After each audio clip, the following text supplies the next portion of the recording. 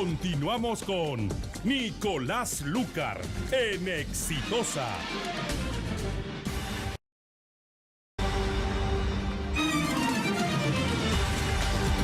Esto es el 95.5 de la FM en Lima. Estamos en Radio Exitosa en el 103.3 en Trujillo, en Arequipa.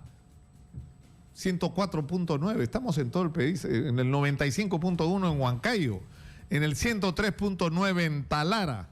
Eso es Radio Exitosa, 65 ciudades a lo largo y ancho del país.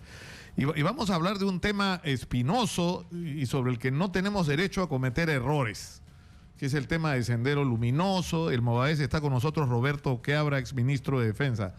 Bienvenido, Roberto. Nicolás, como hemos estado conversando, después de 17 años del famoso regreso a la democracia en el año 2000, estamos pagando las culpas por no haber hecho dos procesos.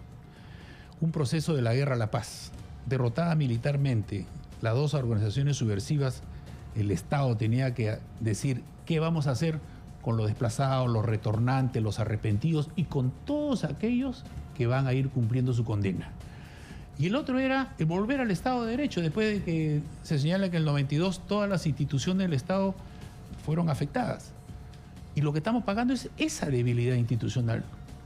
Y lo que estamos pagando es no haber hecho nada. Por eso que nadie sabe qué hacer después de 17 años. Y hay ejemplos. No se trata de una simple marcha. La marcha nos ha llamado la atención porque nos han faltado el respeto en el centro histórico de Lima. Pero tú tienes que ver de que los frentes de defensa que se oponen a la inversión minera, ejemplo, Cajamarca y Pichari, ¿quiénes son los presidentes? 2 emergentistas. Si tú, algo que no le haces caso, el magisterio. Hay que recordar que Sendero Luminoso ha sido la única organización subversiva en el mundo que empleó parte del magisterio para lavarle el cerebro a los jóvenes. Y tenemos profesores sancionados por terrorismo que siguen enseñando. Claro, pero es decir, tenemos que regresar, porque yo creo que una de las grandes tragedias nacionales es en algunos casos la falta de memoria y en el otro el absoluto desconocimiento de lo que ha sido la historia. Porque esto cómo empieza, como un grupito de intelectuales en Ayacucho, que son un desprendimiento del Partido Comunista, ¿no es cierto? Que primero tiene una ruptura entre los pro-Moscú y los pro-Pekín, y tienen una tercera ruptura que es esta ¿no es cierto?, de Abimael Guzmán. ¿Y ellos qué es lo que hacen? Utilizan el Colegio de Aplicación Huamán Poma de Ayala, que era un colegio ligado a la Universidad de Huamanga, para desarrollar un trabajo entre las comunidades campesinas. Y logran un liderazgo que lo construyen a lo largo de años, es decir, tienen una presencia en la universidad, tienen una presencia en el magisterio, tienen una presencia en el mundo social, en Ayacucho, Huancavelica y parte de Apurímac, y tienen una presencia a través de este trabajo del Colegio de Aplicación en una serie de comunidades donde los dirigentes campesinos, ¿no?, sobre todo en las zonas bajas, son gente ligada políticamente a ellos. E inician lo que ellos llaman la lucha armada, para lo cual, dicho sea de paso, hacen una escuela militar, de la cual Quispe Palomino, que es el que sigue jodiendo, disculpando la grosería en el Braem, fue uno de los primeros alumnos. ¿No es cierto? Entonces, ¿qué cosa es lo que hace el Estado?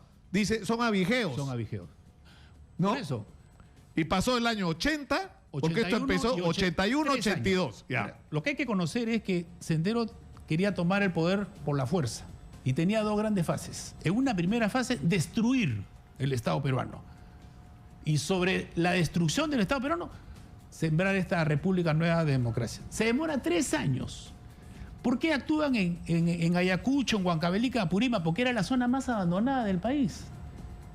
El Estado estaba representado por todos estos funcionarios públicos que eran unos abusivos. Entonces, ante la ausencia... Que eran abusivos, corruptos, borrachos, o sea, una situación de abandono encima, ¿no? Entonces le dice, este es el Estado, así quieres seguir tú viviendo, nosotros tenemos la solución. Claro, entonces ya, y tienen mucha influencia ahí, y una de las señales de esa influencia es el fenómeno de Edith Lagos, ¿no? Que era una especie de lideresa popular, su entierro fue una cosa multitudinaria, ¿no? O sea, ¿no? Ahora, ¿qué ocurre? Entran las Fuerzas Armadas en diciembre del año 82, para los que no conocen la historia del Perú, y le entregan el control político y militar. ¿Cuántas fueron? 8 provincias, ¿no es cierto? De Ayacucho, Huancavelica, Apurímac. ¿Por qué le entregas a las Fuerzas Armadas? Bueno, porque no sabían qué hacer, porque ya estaban desbordados. Porque estaban completamente desbordados por la incompetencia y por no querer hacerlo. Claro, el problema es que los políticos se lavan las manos de lo que estaba pasando y le entregan el tema a los militares, que no estaban preparados para enfrentar una situación de esta naturaleza, porque esto era algo, y ahí viene la otra discusión, pues, Roberto, si esto fue una guerra o no. Pues claro, porque si reconoces que es una guerra, tienes que reconocerle supuestamente el estatus de combatientes, ya, pero ya, dejemos de lado el asunto legal. Lo que está claro es que esta gente quería tomar el poder por la vía violenta, destruyendo las Fuerzas Armadas del Perú. En la doctrina militar del mundo hay dos tipos de guerra: la guerra convencional y la guerra no convencional. La guerra convencional es Fuerzas Armadas de dos estados, clarísimo. Y la guerra no convencional es esta, cuando elementos armados quieren tomar el poder por la fuerza. Esa es guerra no convencional. Entonces, un estado democrático como el nuestro, ¿qué hace? Emplea a sus Fuerzas Armadas para recuperar la democracia. Esto no es como algunos quieren comparar con pero otros ¿cuál países? fue la tragedia? Lo que ocurre ahí es que llegan las Fuerzas Armadas. Es decir, yo era reportero en esa época y lo recuerdo perfectamente. Yo recuerdo la sensación de desesperación de los soldados que, por ejemplo, tenían que cuidar un puente y hacía 3 días que no comían. ¿Por qué? Porque tenían a la gente en contra en determinado momento. Entonces, ¿qué es lo que ocurre? Se cometen barbaridades. Es decir, como no hay una estrategia, como no puedes identificar al enemigo porque no sabes dónde están estos condenados, porque te atacan, tienen un grupo armado, ¿no es cierto? Al que se suma, ¿no es cierto?, los simpatizantes en un ataque donde participan 80 y de repente al día siguiente no hay nadie es responsable. Y el grupo armado que organizó esto eran 8 y los otros 72, ¿no es cierto? Son gente de la propia población. Entonces, ¿qué produce eso? Una reacción desproporcionada, sin inteligencia, de violencia, que provoca, ¿qué cosa? Muchísimos muertos inocentes. Porque eso ocurrió. ¿Cómo sabes tú que todos son? Bueno, ahora resulta que todos los muertos son inocentes. No, te digo que murió gente de Sendero, sí. Hasta ahora todos los muertos y todos los desaparecidos son inocentes. No sé dónde estarán los muertos de Sendero del Mertea. En todo caso, ya, corrijo, Roberto. Mira, lo que ocurre es que hubo. Claro, pero lo que ocurrió fueron muertes, digamos, indiscriminadas. Pero es que era muy complicada. ¿Cómo distinguías quién era y quién no era? Mira, el ejército en particular fue exitoso en el año 65 contra las guerrillas que se formaron. Que en menos de un mes se la desapareció. Porque obedecía a lo que te enseñaban. Claro. La doctrina americana, y estos eran unos gorditos que se ponían pues, su barba y su polo y se subían en un cerrito. Entonces tú le hacías el cerco y lo destruías. Y ya está. Y se aplicó, porque entrenábamos eso. Este era algo diferente. Estos empleaban los niños y las mujeres para los tiros de gracia a los policías, para matar a las autoridades locales. Pero lo que hay que ver es cómo se aprende. ¿Por qué? Porque el éxito para ganar esta guerra es ganarse a la población. Claro, pero eso se aprendió, Roberto. Porque ¿qué es lo que pasa? Mira, lo que ocurrió fue increíble. Porque el ingreso de las Fuerzas Armadas a las 8 provincias, porque creo que fueron 8, ¿no? Y se establece un comando político militar ahí. Lo que provoca son 2 cosas increíbles. Primero, que los dirigentes de Sendero salen cueteados, ¿no es cierto? Porque no se captura, se van a Lima, a Puno, se mueven por todo el país, a Arequipa, ¿no es cierto? Se supone que ahí es cuando Abimael Guzmán, entiendo, se muda a vivir a Lima. Y los dirigentes intermedios se desplazan por todo el país. Entonces, un problema que estaba concentrado en 8 provincias se convirtió en un problema nacional. Claro, porque ellos tenían sus 3 ejes, pues. Inicialmente era cercar Lima, o sea, cercar de la sierra a la capital, para desabastecer Lima. Pero fracasan, pues. Fracasan ellos porque ellos comienzan a matar a los campesinos, que debería ser su fuerza. Claro, pues es que llegan a lugares donde ellos no tenían liderazgo, pues.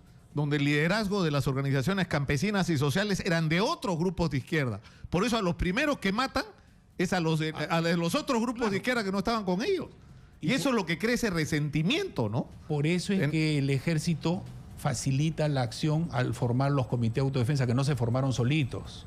Hay unos que creen que... Hay un gorrito que dice que viajó por allá y lo formó. Eso lo formó el ejército, porque hay comités que se le daban... Claro, pero eso fue, Roberto, un aprendizaje. ¿No es cierto? O sea, de algo que no sabías cómo hacer y en un camino donde se cometieron muchísimos errores y gracias a que se aprendió. El problema es que hay gente que no aprendió de los errores y que ahora aparecen como ideólogos de una victoria que no les pertenece. Pero, o sea, yo he sido testigo, o sea, yo te he visto a ti, ¿no es cierto?, en el frente y después nos hemos vuelto a encontrar en el CNP. Tengo que decir ahora que la gente hablaba, ¿no?, de Montesinos. Montesinos se rodeó de lo peor de las Fuerzas Armadas. Eran de los sobones, de los coimeros, de los que estaban dispuestos a obedecer incondicionalmente, y a la hora que había una guerra, no había un general para que se hiciera cargo de enfrentar la invasión ecuatoriana. Y tuvieron que ir a buscar al loco Quiabra, al Guayaga, que estaba peleando contra el terrorismo, para que le sacara ¿no es cierto? Pero es que eso hay que decirlo también, ¿no? Mira, lo que estamos conversando nosotros es lo que debería de conversarse en las universidades, porque es lo que está sucediendo hoy día. Metámonos al 2017. Esto no se trata solamente de la marcha nos ha llamado la atención porque nos han faltado el respeto, pero hay que tener en cuenta, como yo te decía, no solamente los frentes de defensa, sino el magisterio, porque el magisterio tú tienes que no se hace control de calidad de los libros. ¿Por qué? Pero vamos paso por paso. ¿Por qué quiero llegar ahí? Porque si tú ves lo que contienen los libros sobre los años de la subversión, más los profesores que son terroristas que han cumplido su condena, ¿qué cosa le enseñas a los chicos? ¿Qué cosa le enseñas? Entonces no estamos cuidando... La gente no sabe, esto de lo que estamos hablando, yo te aseguro que la mayor parte, o sea, por ejemplo, cuando Jorge Treyes dijo esa burrada de nosotros matamos menos, había una cosa que era cierta: durante el gobierno de Fujimori murió menos gente, ¿no es cierto? Más gente murió donde la Alan, y ni se diga en la época de Belaúnde, ¿no? Que fue la mayor cantidad de muertos que hubo en este país. Que ¿no? se planteó una estrategia con todo lo que se había aprendido, la ley de arrepentimiento, el COFI en el comando conjunto que te da unidad de dirección. Claro, pero eso es lo que, pero el problema es que eso es lo que no tenemos ahora, porque ahora estamos atrapados en una situación donde ellos tienen la iniciativa. Y acá viene Manuel Fajardo ayer a decir: yo no soy de Sendero, pero dijo una cosa bien seria, dijo que el Partido Comunista del Perú existe. Acá lo ha dicho el señor Manuel Fajardo, o sea, no está disuelta la organización de Abimael Guzmán, existe. ¿Quiénes son sus miembros? Habría que saber, ¿no es cierto? ¿Y quién es su jefe? Me imagino que será desde la cárcel de Abimael Guzmán, pero a lo que voy, ellos dicen: ya no vamos a hacer la lucha armada, ahora queremos participar en política. La pregunta es, no es solo los vamos a dejar participar en política, porque supuestamente nuestra crítica ha sido: la lucha armada no es el camino para tomar el poder, sino es la lucha democrática de ideas, la votación y el derecho de la gente a elegir. ¿Ellos han cambiado su ideología? Pero esa es la pregunta, ¿Han cambiado? pues. Pero te digo, esa es la pregunta. ¿Han pedido perdón por lo que han hecho? O sea, 20 años de violencia y de muerte. Bueno, ayer Fajardo no quiso, dijo que eso depende. Entonces, casi de cada uno, ¿no? Ellos quieren legalizar el olvido. ¿Me meto partido político? Esto no es Colombia. Esto no es Colombia. Acá fueron derrotados militarmente. Esto no es Colombia, que ellos han impuesto, pues han dividido el país. Entonces yo te pregunto, acá se hace mucho el pie en la letra de la ley de apología, si tiene la coma, el punto y coma. Yo voy a poner dos ejemplos, para que entiendan los que nos están escuchando. La marcha y el mausoleo. Si tú ves una marcha por Lima, donde están los cartelones de Messi, de Neymar y de Suárez, y no hablas nada, ¿qué cosa es lo que dice la gente que está mirando? Ah, mira, el Barcelona. Si tú vas al mausoleo, si lo de la alianza se les hubiera ocurrido a todos los potrillos que cayeron en el mar en noviembre, ponerlos en un mausoleo, y tú todos los años haces la romería y vas allá, ¿qué cosa dice la gente? Mira, ve los potrillos, el futuro del fútbol peruano.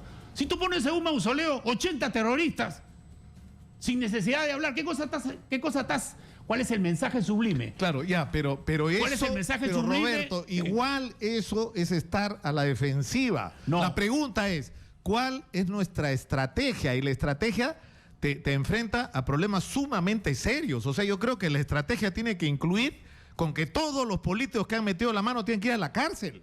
O sea, ese es el mensaje que tú le tienes que dar a los chicos. Mira, porque acá, ellos, o sea, el blanco, ¿en qué? ¿Dónde? O sea, a mí, ¿sabes lo que me da miedo? Cuando veo que han juntado 300.000 firmas, cuando escucho a chicos, ayer, por ejemplo, llamaban chicos, o sea, chicos que no tienen 25 años, una chica llamó que me impresionó porque era muy coherente, ¿no? Y que merecería tener otras opciones políticas, Dios mío, ¿no? Defendiendo a esta gente. Entonces, ¿Por qué? Pero eso es a lo que voy. Entonces, hay que ofrecerle a estos chicos. Pero es que no has cumplido, pues en el año 2000 no cumpliste con un plan integral. Entonces tú lo dices, no se le puede quitar todas las acciones. Correcto. Normas de comportamiento y de conducta. Tú no puedes permitir que un MRTista te lidere un frente de defensa en Cajamarca y se oponga a toda la inversión minera. Claro, pero lo que no puedes hacer, porque ahí es donde la cosa se complica, es que ellos van a montarse sobre un conflicto social que existe. O sea, la gente está molesta porque viene una inversión minera de la Gran Flauta, el Estado cobra impuestos y parte de esa plata se la tira, ¿no es cierto? Y viene la empresa que se hace multimillonaria con unas utilidades monstruosas y sigues teniendo una región pobre, sin carreteras, sin salud, sin educación. En ese contexto, por supuesto que viene esta gente y navega, ¿no? Por eso, pues. Pero lo que no puedes hacer es acusar a los que protestan de ser terroristas. Lo que pasa es que hay gente que... Una cosa, que tú hayas sido terrorista y protestes. ¿Por qué? Claro, no, que proteste, pues, un presidente no, Frente de Defensa pero a lo que me refiero, Roberto, es que eso nos plantea un reto, que es separar a la gente. ¿Qué es lo que pasó? Esa es la gran lección de la guerra, ¿no es cierto? De cómo el ejército ganó la guerra, en el sentido, voy a quitar la palabra guerra, cómo el ejército le ganó a Sendero Luminoso en el campo, que es jalando a la población de su lado, poniendo a la gente de su lado. Pero sí, ese es lo que tenemos, es lo mismo que tú estás diciendo, habla ahora, gánate a la gente de tu lado, lo que tú dices, que sancionen a los corruptos, que no permitas que todos los que invierten se lleven todo. Tú no puedes tener una población donde hay una riqueza minera y no hay un buen hospital, no hay un buen colegio, una buena universidad ni carretera. Eso es lo que tú estás señalando. ¿Por qué? Y tiene que haber además, Roberto, partidos políticos verdaderos, ¿no? O sea, peleando, o sea, tú dices, ya, estos se están metiendo en las universidades, ¿y quién les está haciendo frente? Pero si tú ves a nivel nacional que no hay partidos políticos, ¿quiénes son los que ganan las gobernaciones y las alcaldías a nivel Lima? Los partidos de la zona, que muchos están contaminados por el narcotráfico. Hemos escuchado en este gobierno hablar de política contra el narcotráfico, o no hay narcotráfico en el Perú. De repente me estoy equivocando. Yo no sabía que el Perú... ¿Sabes que el Perú hoy día es el segundo? Bueno, algunos dicen que es el primer exportador. No, nos acaba de ganar Colombia, porque Colombia con su proceso de paz ha pasado a ser primero. Ellos mismos se han dado cuenta. Se han duplicado las hectáreas. O sea, no sabemos nosotros lo que significa este acuerdo de paz con Colombia, con la FARC. ¿Cómo nos afecta? ¿No nos está afectando? No hay aquí la importación de las motos para los... ¿Qué estamos haciendo con el control de la moto? Nadie quiere controlar la moto y yo hace rato he perdido capacidad de convencimiento. ¿Las motos no son las que usan para cuadrarnos los bujilleros y los marcas? ¿Y por qué no controlamos la moto? No queremos, pues. Entonces, Roberto, vamos, si lo permites, a recibir llamadas del público, porque yo creo que hay que abrir esta discusión. O sea, que este tema nos tiene que obligar... No a desesperarnos, a insultar y a indignarse y a hacer propuestas de ley absolutamente desesperadas. Ya, vamos a hacer una ley de apología, pero ya esa ley de apología más precisa, ¿no es cierto?, sobre la apología del terrorismo, enmarcada en qué estrategia está. Tenemos que hablar con los universitarios que son el blanco objetivo. ¿Por qué? Porque hay chicos que no han vivido ni han sufrido esta violencia que sufrimos nosotros durante 20 años. Y no podemos permitir que esos chicos tan fácilmente los capten.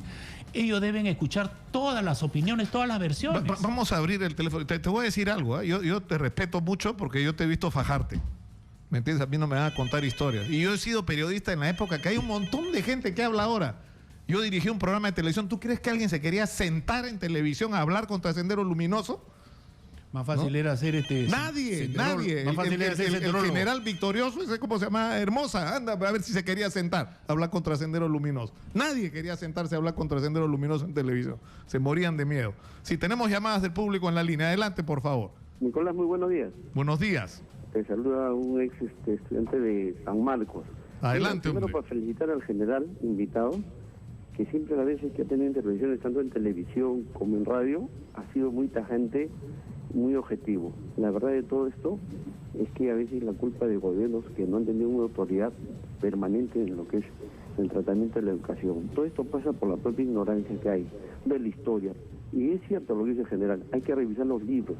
¿Qué docentes tenemos para que nuestra educación sea de mayor grado y de excelencia?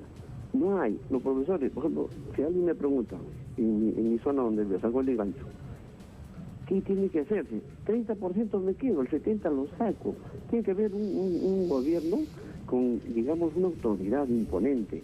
La educación prácticamente está no está de acuerdo a los niveles con otros países. Eso es bien claro. Un profesor prácticamente mira, tú dijiste algo bien cierto, te retomo tus palabras. Tienes un gran poder, la comunicación. Entonces también nosotros no hay que darle espacio.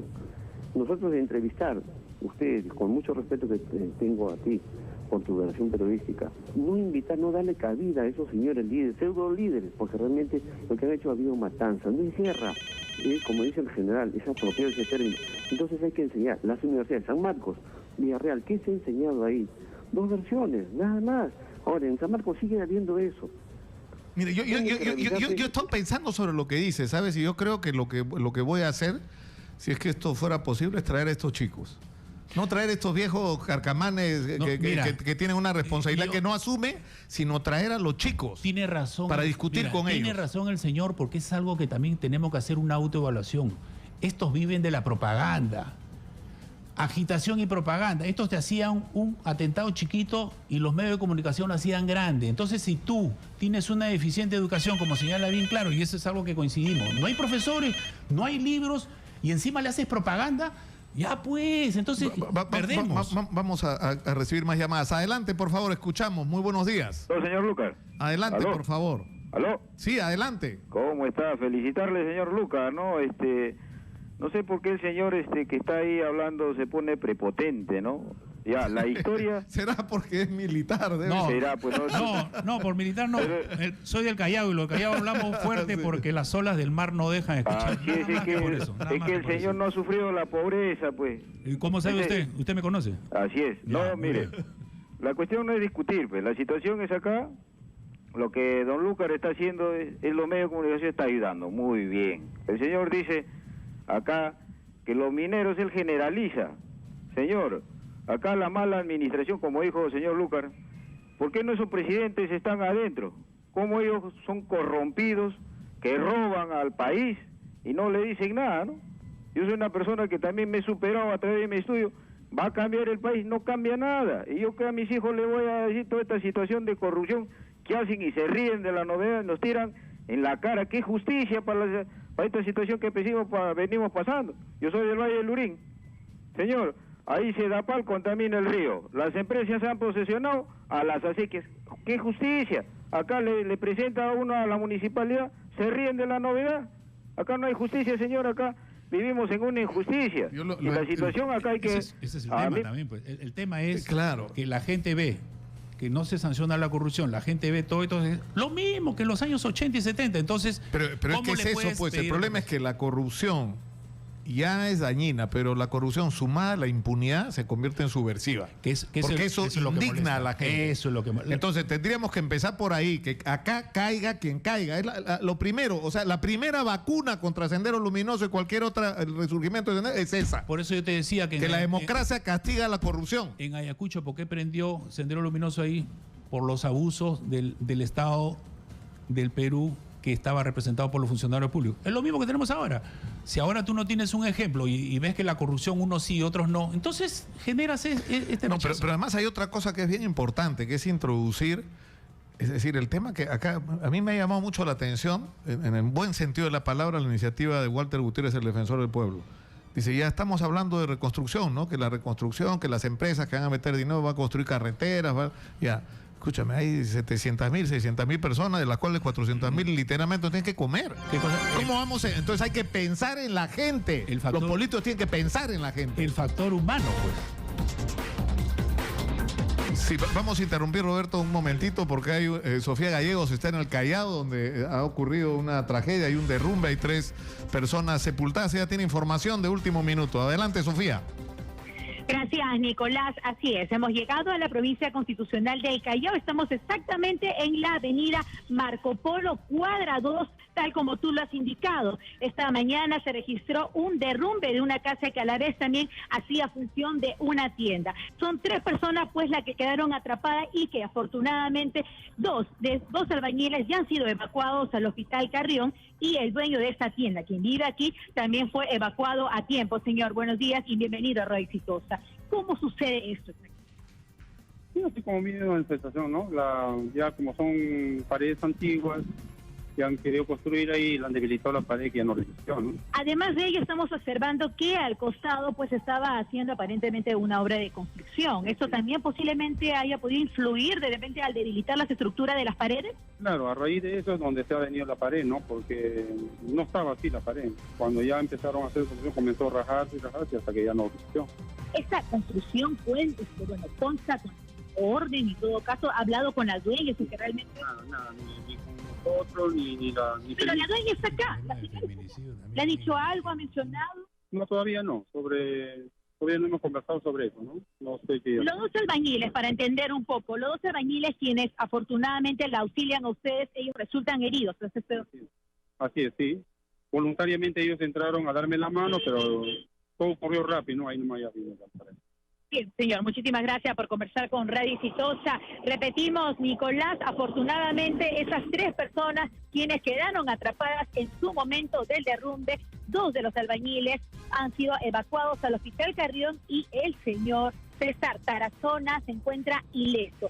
Él nos está dando justamente detalles de cómo ha ocurrido y que posiblemente haya influido por una obra de construcción que se está haciendo exactamente al costado de esta tienda que también cumple la función como su vivienda. Vamos a estar ampliando más detalles de este derrumbe en breve. Adelante contigo, Nicolás. Muchas gracias, Sofía, por la información. Roberto, yo estoy pensando cómo enfrentar este asunto, ¿ya? Porque cómo ayudarla. Ayer sentamos acá a este Fajardo. Eso ha generado una tremenda controversia. Yo creo que era importante escucharlo, que la gente lo escuche y se dé cuenta de lo que tenemos enfrente. Pero yo creo que más importante que escucharlo ahora es discutir con los chicos. Sí. Con estos chicos que están creyendo en ellos. Y yo voy a invitar a 2 de estos chicos y te voy a invitar a ti.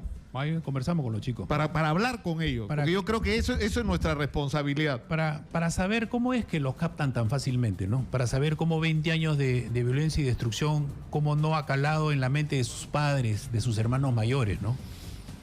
Yo te agradezco muchísimo. Ha sido Roberto Quiabra, general del Ejército peruano, exministro de Defensa y un hombre que se fajó en la guerra contra Sendero Luminoso y el MRT, que por lo tanto tiene autoridad moral para hablar del tema, porque a mí sinceramente me marca choro, como dicen en tu barrio, ¿no?